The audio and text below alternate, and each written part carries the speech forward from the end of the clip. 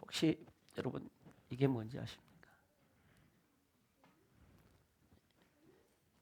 이게 뭘까요? 금이에요. 금이 아니고 제가 몇 년 전에 아들과 함께 교육 컨퍼런스에 갔더니 거기서 준 선물인데 그날 그 세미나에서 가르치던 내용을 한마디로 표현해주는 기념품이에요. 근데 이거 뭐냐면 달리기 할 때 릴레이 바턴입니다. 그래서 먼저 달린 사람이 그 다음 사람에게 주는 거죠. 아무리 달리기를 잘해서 1등으로 들어와도 이거 놓쳐버리면 실격 바턴입니다. 오늘 설교가 본문이 이거 하나면은 충분히 압축되어지는 그런 본문이에요. 여러분 신명기서를 읽어보시면 그 신명기서에서 우리가 가르치는 아주 중요한 가르침의 내용이 무엇인가 하면은 그 모세가 신명기서를 다시 그러니까 출애굽기에 나오는 율법을 강해한 설교 그러니까 이 가나안 입성을 놔두고 그 앞에서 율법을 다시 재해석해주고 가르치는 부흥회였지요 일종의. 그때 가르치는 핵심 내용이 무엇인가 하면 이스라엘 백성을 애굽 땅에서 구원해 내신 하나님을 사랑하고 사람을 사랑하라는 그 율법을 부지런히 가르쳐서 다음 세대들에게 신앙을 계승하고 하나님께서 제사장 나라 거룩한 백성들에게 약속하신 축복을 그 땅에 가서 누리도록 하라 라는 가르침의 내용이 신명기서의 내용을 압축한 내용입니다. 그래서 신명기서를 아주 간단하게 정리하면 신앙 계승과 축복 계승하라. 신앙을 계승하여 축복을 계승하라. 그렇게 되면 너희가 그 땅에 가서 오래오랫동안 복을 받아 살게 될 것이다. 라는 것이 신명기서의 가르침의 내용입니다. 그리고 우리 예수님께서 공생의 3년 사역을 마치고 십자가에 죽으셨다가 부활하신 후 승천하시기 전에 남긴 두 가르침은 첫째는 성령 충만을 받아라. 두 번째는 왜 성령의 충만을 받아야 되는가 하면 성령 충만을 받아서 모든 민족으로 제자를 삼아서 아버지와 아들과 성령의 이름으로 세례를 베풀고 내가 너희에게 분부한 모든 것을 가르쳐 지키게 하라. 그러면 내가 세상 끝날까지 너희와 항상 함께 있을 것이다. 라는 것이 사복음서를 통해서 남긴 주님의 두 가지의 가르침이에요. 그러므로 저와 여러분은 어찌해야 되느냐? 성령 충만해야 합니다. 그 다음에 성령 충만을 받았으면 제자를 삼아야 되는데 아마 여러분 제가 제자를 삼아라 그러면 내가 무슨 제자를 삼을 수 있겠는가 이런 생각을 해요. 왜? 제자는 목사님 같은 분들이나 세우고 삼는 것이지 내가 무슨 제자를 삼는가 이런 말씀을 하실 수 있어요. 아니에요. 성령 충만을 받으면 누구든지 제자를 삼을 수 있습니다. 모든 민족들에게 내가 믿는 예수 내가 평생을 섬기고 산 그 예수님을 섬기며 나처럼 살도록 만드는 것이 제자 삼는 것입니다. 다시 말하면 예수님이 우리에게 마지막 남긴 메시지는 복음의 다음 세대를 세우라. 어떻게? 성령 충만함으로. 그래서 우리는 성령 충만해야 되고 우리는 제자를 삼아야 한다. 라는 것이 예수님의 가르침입니다. 자, 디모데 후서는 이미 제가 디모데 전서를 설교할 때 조금 설명을 했습니다마는 사도 바울이 2년여 동안 로마에 가서 가택연금 상태에 있었지요. 그 가택연금 상태에 풀려나서 또 한 2년 동안 전도 활동을 하면서 바로 디모데 전서와 디도서를 썼어요. 그래서 이 에베소 교회에 목회하는 디모데에게 보내고 그레데 섬에서 목회하고 있는 디도에게 디도서를 보냅니다. 그러는 중에 이 바울이 또 체포가 돼요. 여러분이 잘 아는 대로 AD 64년에 로마 대화재 사건이 일어나는데 일주일 동안 로마 시내에 불이 나서 시내가 불타는데 로마에 12개의 행정구역이 있는데 구가 있다 이 말이에요. 그런데 그 중에 10개가 전부 불타버립니다. 그러면 10개가 탔다는 얘기는 시내가 다 불바다가 됐다는 거죠. 엄청난 피해자가 난 거예요. 로마 시내가 그렇게 많은 피해자가 나니까 이제 백성들의 여론이 안 좋은데 별 방법을 써도 여론이 잠재워지지 않는 거예요.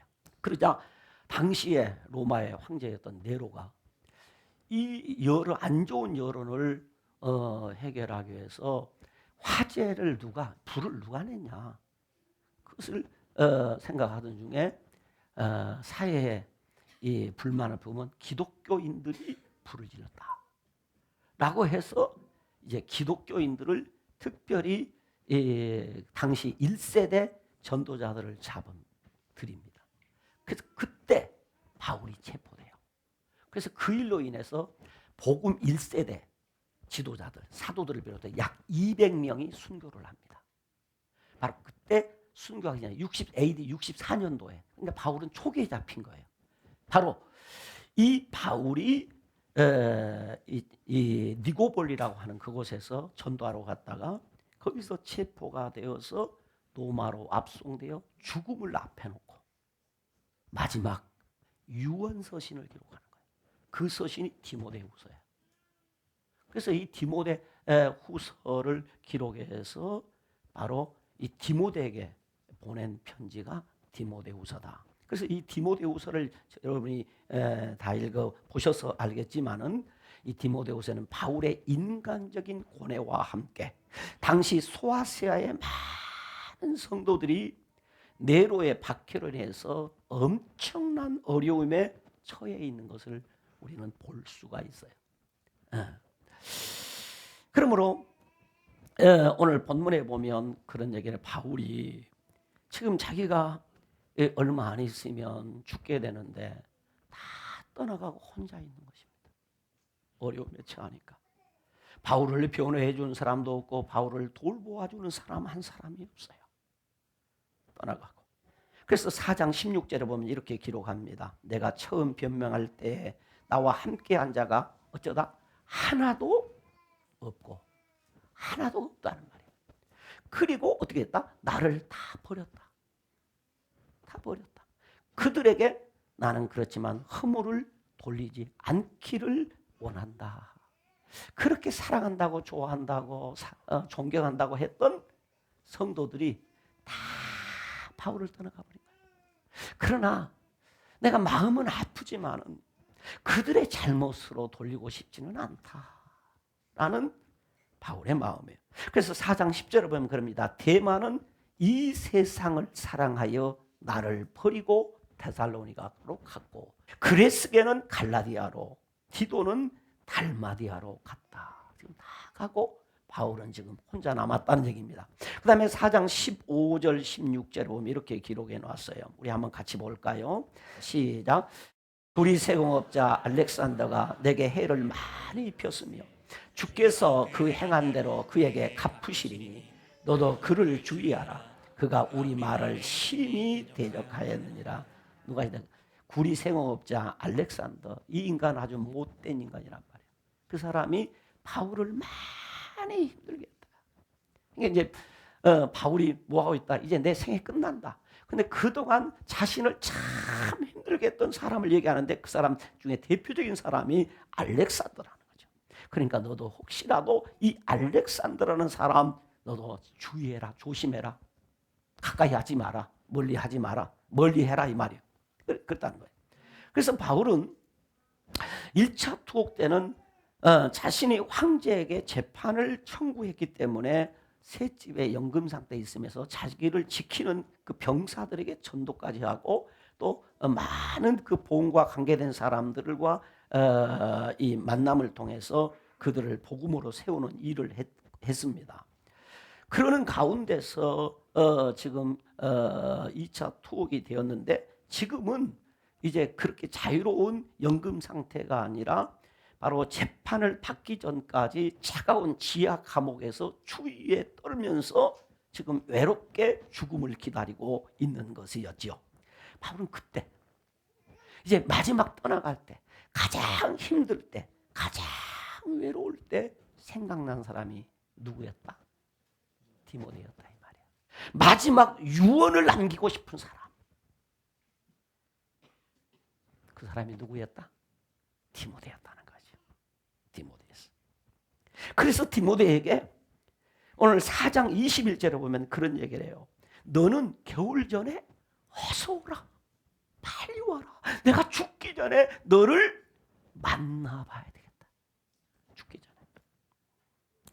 그러면서 오늘 본문 4장 13절에 보면 무슨 얘기를 하냐면 네가 올 때에 네가 내게 올 때에 지금 내가 지하 감옥에서 보내야 되는 절박한 환경에서 꼭 필요한 것이 있다. 그때 가져올 게 뭐냐면 들어와 가보의 집에 있는 겉옷을 가져와라. 그래 지금 뭐 하고 있다? 두꺼운 옷이 없어서 추위에 떨고 있다는 거야. 그때 그 두꺼운 옷 가지고 와라. 그리고 또 하나가 있습니다. 가죽종이에 쓴 책을 가져와라. 아마 성경이었겠죠. 율법이었겠죠. 율법서 모세오경이었겠죠. 모르겠어요. 정확히는 그 가죽종이에 쓴 책이 무엇인지 모르지만 많은 성경 해석자들은 성경책이었을 것이다. 그거 가져와라.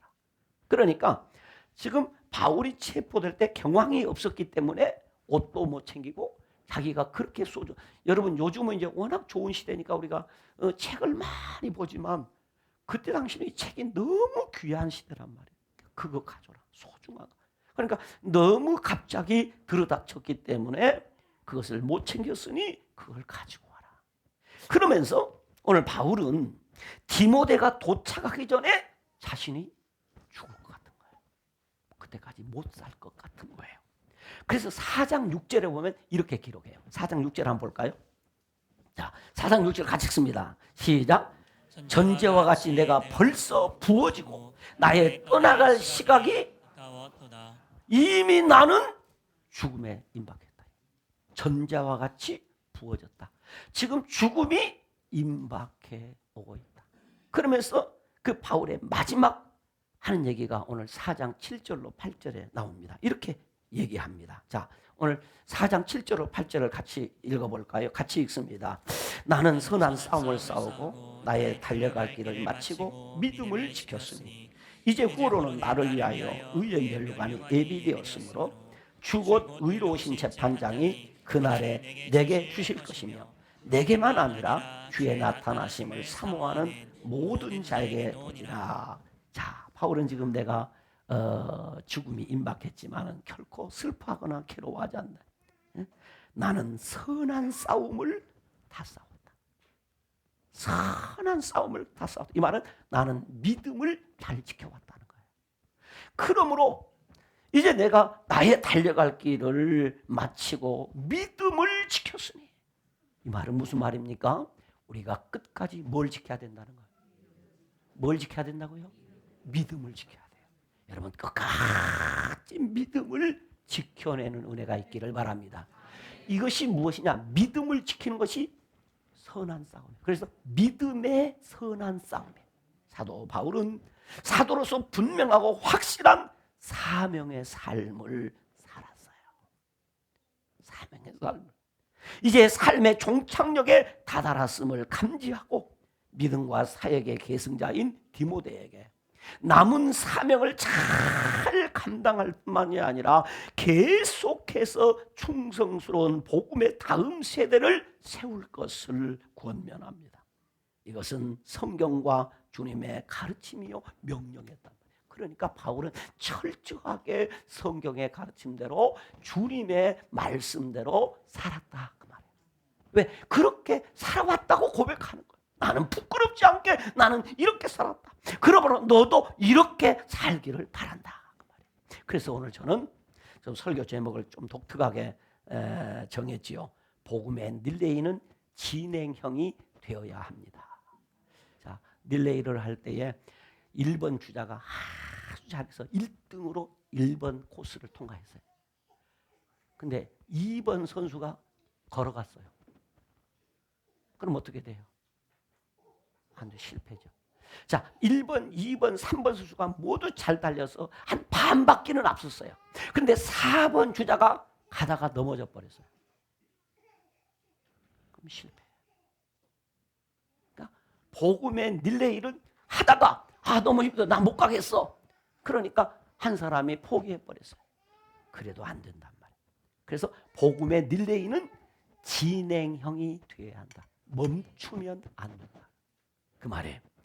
자, 그러면 이 복음의 릴레이는 진행형이 되어야 합니다. 나는 이 제목을 통해서 우리가 알 수 있는 몇 가지 메시지가, 첫째는 오늘 본문 1절이 우리에게 제공하는 답은 예수 안에 있는 은혜 가운데서 강한 자가 되라고 합니다. 본문 1절을 같이 읽습니다. 같이 읽겠습니다. 시작. 내 아들아, 그러므로 너는 그리스도 예수 안에 있는 은혜 가운데서 뭐하고? 강하고. 이미 제가 말씀드린 대로 이 디모데후서는 극한 고난의 상황에서, 그러니까 바울도 그렇고 이 디모데도 그렇고 심히 어려운 상황 중에 있는데 그때 지금 전해지는 편지란 말이에요. 그래서 디모데후서의 큰 주제가 무엇인가 하면 복음과 함께 고난을 받으라. 복음과 함께 고난을 받으라. 이 복음과 함께 고난을 받으라는 이 말이 디모데후서의 주제입니다.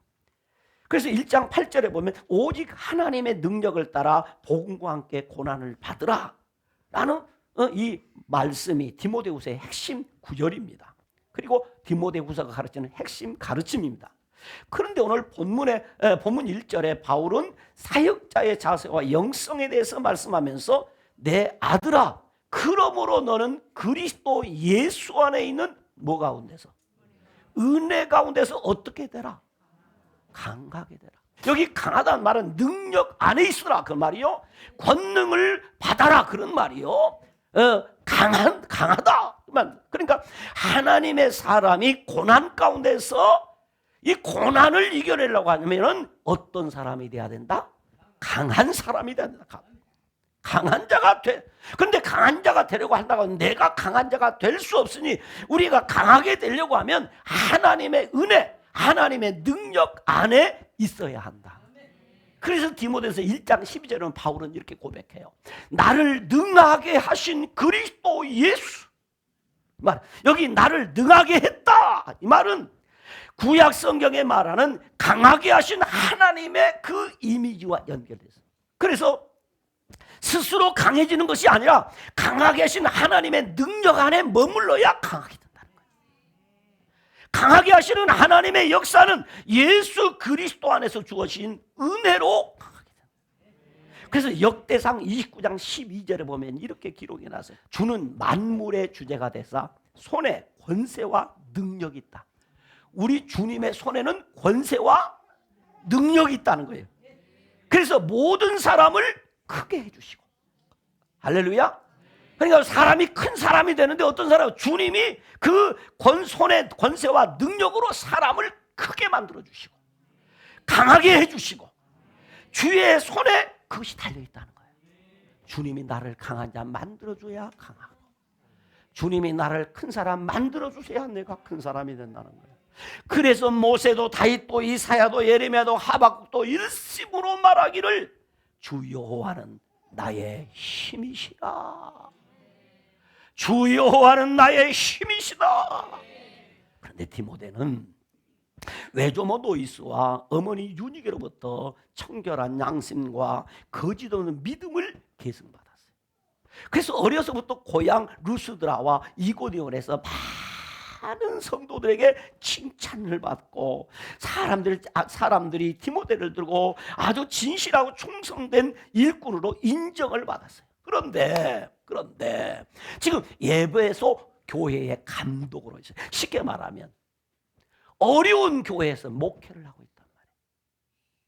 힘든 상황에 지금 목회를 하고 있어요. 외부적으로는 엄청난 박해와 핍박을 받고 율법주의자들과 영지주의자들의 영적 싸움, 그리고 내부적으로는 온갖 세상의 신화에 물들어 있는 성도들을 말씀으로 양육하는 사역은 쉽지가 않았어요. 지금 에베소 교회에서 디모데가 몹시 힘든 거예요. 상황이. 교회 내적으로 외적으로 어려운 거예요. 그러다 보니까 우리 말로 디모데가 지금 의기소침해 있는 거죠. 그래서 오늘 디모데후서 1장 15절에 이런 말, 아시아에 있는 모든 사람이 나를 버린 이 일을 네가 안 하니 그 중에서 부겔로와 흐모게네도 있느니라. 거침없이 성도들 이름을 막 기록해 버린 거예요. 이런 절박한 상황에서 지금 영적 전투의 전투력을 지금 부어넣는 거예요. 그래서 디모데에게 너는 이런 흐모게네와 부겔로 같은 이런 인간들이 있는데 약해지지 말고 강한 자가 되라. 강한 자. 그들 가운데서 그 어려운 가운데가 목회를 감당하려고 하면 어떤 사람이 강한 사람이 되어야 된다. 근데 어떻게 강한 사람이 되냐면 그리스도 예수 안에 있는 은혜 가운데서 강한 사람. 이 말은 다른 말로 하면 영역이 있어야 된단 말이에요. 뭐가 있어야 된다? 영역이 있어야 돼. 영역이. 목사가 세상적인 힘 그거 강해지는 거 아니고 영적인 힘을 길러야 된다는 거지. 하나님의 사람들은 그리스도 예수 안에 은혜 가운데서 강한 자가 되어야 합니다. 하나님의 일은 자신의 지식과 자신의 힘과 경험으로 할 수 있는 일이 아니에요. 그리스도 예수 안에 있는 은혜로 강해져야만은 감당할 수 있는 일입니다. 그리스도 예수 안에 있는 은혜 가운데서 강하라. 그 주님의 은혜 가운데 거할 때만이 너가 지금 외적으로 내적으로 어려움을 이겨낼 수 있는 강한 자가 된다. 하나님의 사람은 하나님의 손에 붙잡혀 있을 때 강한 자가 됩니다. 하나님의 말씀과 성령의 검을 붙잡았을 때에 하나님의 사람은 강한 자가 될 수 있습니다. 여러분, 은혜 안에서 강한 자가 되시기를 주님의 이름으로 축원합니다. 주 안에 거할 때, 은혜 안에 있을 때 우리는 죄도 이기고 내 속에서 일어나는 죄성도 이기고 원수 사탄 마귀도 이길 수 있는 강한 자가 되는 줄 믿으시기를 주님의 이름으로 축원합니다. 은혜 안에 강한 자가 되어야 다른 사람을 세울 수 있고 은혜 안에 강한 사람이 되어야 이 어려움도 이겨낼 수 있고 강한 자가 되어야 고난 가운데서도 믿음을 지켜낼 수가 있는 것입니다. 할렐루야. 두 번째, 왜 강한 자가 되라고 했는가? 두 번째, 복음의 계승자를 세우기 위함입니다. 두 번째는 복음의 계승자를 세우라고 그래요. 본문 2절에 보면 이렇게 기록해 놓았습니다. 본문 2절을 같이 읽어보실까요? 읽습니다. 시작. 또 네가 많은 증인 앞에서 내게 들은 말을 충성된 사람들에게 부탁하라. 그들이 또 다른 사람들을 가르칠 수 있으리라 그랬어요. 곧 복음의 릴레이가 진행이 되게 하라는 뜻입니다. 내게 들은 바란 말은 내게는 바울입니다. 그리고 네가란 말은 디모데입니다. 그리고 충성된 사람은 그들 곧 디모데의 제자들입니다. 그리고 또 다른 사람은 복음의 4세대인 바로 디모데의 제자들의 제자들. 그러니까 여러분들은 저는 앞서간 신앙 선배들을 통해서 저는 듣고 배워서 목사가 되었고 저를 통해서 가르침을 받아서 사역자가 되신 분은 제 제자라면 그 제자가 또 다른 사람을 가르쳐 세우고 그 사람이 또 세우고 그래서 복음이 계속해서 계승되게 하라. 그냥 복음은 이 사역자들의 복음의 릴레이를 통해서 계승되는 거죠. 그래서 바울의 꿈은 복음 곧 하나님의 말씀 십자가의 복음이 바울에게서 디모데에게로 그리고 디모데에게서 충성된 사람들에게로 그들을 가르쳐 양육해서 그 충성된 사람이 또 다른 사람들을 세워 가르칠 수 있어야 한다 이 말이에요. 이렇게 해서 복음의 릴레이는 계속 진행될 수 있도록 진행형이 되게 해야 한다 하는 이야기입니다. 주님은 우리에게 하나님의 말씀을 맡겨주셨어요. 주님은 우리에게 그 말씀을 또 다른 충성된 사람에게 또 흘러내려 주기를 원합니다. 다시 말하면 계승하기를 원한다는 거죠. 그래서 요엘서 1장 3절에 보면 이렇게 기록합니다. 요엘 선지자는 요엘서 1장 3절 우리 화면에 좀 보여주시고 같이 읽으십시다. 시작. 너희는 이 일을 너희 자녀에게 말하고 너희 자녀는 자기 자녀에게 말하고 그 자녀는 후세에 말할 것이니라. 여기 보세요. 요엘 선지자가 그 자녀들에게 하는 얘기입니다. 너희는, 이게 요엘이 아버지라면 요엘은 그 자녀들에게 너희는 이 일을 너희 자녀에게 이렇게 신앙을 계승하라. 이렇게. 그러니까 내가 다 예수를 잘 믿어야 되고 다 사역을 잘해야 되는 이유는 바른 신앙의 계승뿐만 아니라 바른 사명의 계승자가 되도록 하라는 거죠. 그렇다면 우리가 아무리 믿음이 좋다고 하는 사람일지라도 후대의 신앙을 계승하지 못했다면 그 신앙이 좋았다고 말할 수 있을까요? 자, 그분은 정말 신앙이 좋았어요. 모든 사람에게 존경받을 만했어요. 모두에게 인정받을 만했어요. 그런데 그 자녀들은 예수를 안 믿어요. 그 자녀들은 경건하지 않아요. 그 자녀들은 불량자예요. 그렇다면 정말 그의 믿음이 좋았을까요? 여러분 판단해 보시기 바랍니다.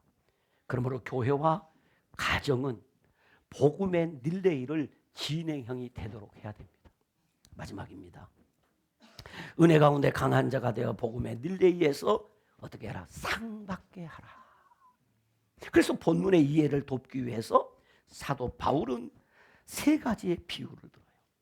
그게 뭐냐면 3절 4절에서는 그리스도 예수의 좋은 병사를 예를 들고 5절에서는 법대로 경기하는 자, 6절에서는 수고하는 농부에 대한 비유를 듭니다. 이들의 공통점은 주인이 있다는 것입니다.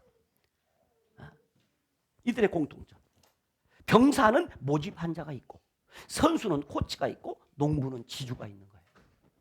그러므로 예수 그리스도의 좋은 병사는 자기 생활에 얽매이지 아니하고 충성을 다하여 병사로 모집한 자를 어떻게 기쁘게 해야 돼요. 그래서 여러분 목사는 여러분들을 어떻게 하든지 막 닥달해서 우리를 택하시고 부르신 주님을 기쁘게 하도록 만드는 일이 교회 사명이에요. 그래서 여러분들이 그분에게 복을 받아 상을 받아 살도록 하는 것이 목사의 사명이에요. 은혜 안에 강한 자가 되어서 복음의 릴레이를 계속하게 함으로 하나님 앞에 상을 받아야 된다. 상을 받아야 된다. 그러면 복음의 릴레이가 진행형이 되어 상 받게 하려면 어떻게 해야 되느냐? 간단히 얘기합니다. 하나님의 능력을 따라 복음과 함께 고난을 받아야 된다. 두 번째는 고난 가운데 직무를 충성을 다하며 본받아 본이 되어야 한다. 본받아서 본이 되어야 한다. 세 번째는 부활하신 예수 그리스도를 다 기억하며 살아야 한다. 네 번째는 자신을 하나님 앞에 드리기를 힘써야 한다. 다섯 번째는 악성 종양과 같이 믿음을 무너뜨리고 불경건한 다툼을 일으키는 무식한 변론과 망령되고 헛된 말을 버려라. 뭐 틀렸니 맞았니 따지기 좋아한다. 그러지 마라. 성경이 그렇다고 하면 아멘하고 믿으면 됩니다. 이해해서 은혜 받는 거 아니에요. 믿어서 은혜 받는 거예요. 믿어서 구원받는 거예요. 여섯 번째는 자신을 깨끗하게 하여 주인의 선한 일에 합당한 그릇이 되도록 힘써라. 자신을 깨끗하게 해서. 일곱 번째는 의와 믿음과 사랑과 화평을 따르는 자가 되라 그랬어요. 여덟 번째는 하나님의 말씀을 배우고 확실한 일에 구하여 하나님의 사람으로 모든 선한 일을 행할 능력을 갖춰라. 마지막은 때와 상관없이 복음을 전파하라. 그리스도 예수 안에 있는 은혜 가운데 강한 자가 되어 복음의 릴레이를 진행형이 되게 한 자에게는 반드시 우리를 택하여 부르시고 모으신 주인 되신 하나님께서 현세와 내세에 복이 있게 해주세요. 멸관 주신다. 그러므로 은혜 안에서 강한 자가 되어서 복음의 릴레이를 진행형이 되게 해야 합니다. 이야기 하나 하고 말씀을 마칩니다. 유난히 힘이 센 개미 한 마리가 있었습니다. 그 개미 마을에서는 누구도 쌀 한 톨을 못 들어가서 그 옆에 사람에게 도와주라 막 하는데 이 개미는 쌀 2톨을 그냥 들은 거예요. 그러니까 개미 마을에서 완전 스타가 된 거예요. 와, 쌀 2톨을 그냥 들었다 놨다. 다른 개미는 한 톨도 못 들어가지고 발발발 떨고 이런데, 그러니까 완전히 개미 마을에서 이 사람이 최고의 이 파워맨이 된 거예요. 많은 개미들이 이 힘센 개미를 보고 우러러봅니다. 기고만장해진 개미는 이 세상에 무서울 것이 없었습니다. 그래서 그는 내가 이 넓은 세상에 가서 나의 힘을 한번 보여줘야지 하고 이 개미가 시장터로 갔습니다. 시장터에 가서 쌀 2톨을 그리고 이 쌀 2톨을 그냥 확 던져도 보고. 그런데 시장에 모인 사람들이 아무도 봐주지 않습니다. 신경도 안 씁니다. 그런데 이제 또 쌀을 그래서 좀 봐달라고 좀 이 쌀 2톨을 멀리 던지다가 탁 힘을 쓰는데 시장터에 뛰어놀던 꼬마지가 탁 밟아버렸습니다. 아이고 중매 소리도 못하고 이 개미, 장사 개미가 죽어버렸습니다. 그래서 개미 마을에서는 어떻게 된지도 몰라서 장례식도 못 치렀습니다. 여러분, 우리가 가진 힘이라는 것은, 내가 가진 힘이라고 하는 것은 개미의 힘과 똑같습니다. 내가 생각할 때 내가 대단히 힘이 있다. 아닙니다. 은혜 안에서 강한 자만이 힘 있는 자입니다. 은혜 안에서 강하게 되어야 힘이 인정을 받습니다. 그러므로 내가 가진 돈 많은 것 좋지요. 그것은 하나님 앞에 힘이 못 됩니다. 내가 가진 지식 아무리 많이 가졌다고 할지라도 그것은 하나님 앞에 하나님의 손에 붙들리지 않으면 아무 필요 없어요. 하나님 앞에서는 개미 한 마리에 불과한 것입니다. 하나님 앞에서 우리가 가진 힘이라는 겨우 쌀 2톨을 두는 힘밖에 안 됩니다. 내 힘을 의지하고 사는 사람은 내 힘도 다 사용하지 못하고 살지만, 전능하신 하나님을 믿고 의지하며 은혜 안에서 강하고 담대하게 되어 사는 사람은 내 힘이 아니라 하나님의 힘으로 살게 되는 것입니다.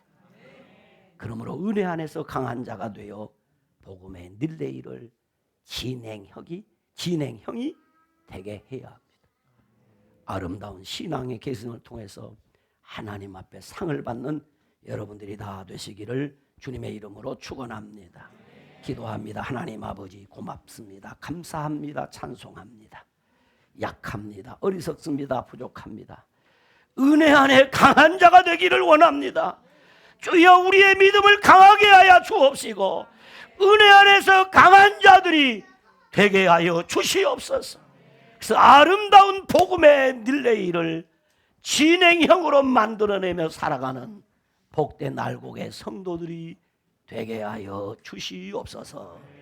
예수님 이름으로 기도드리옵나이다. 아멘.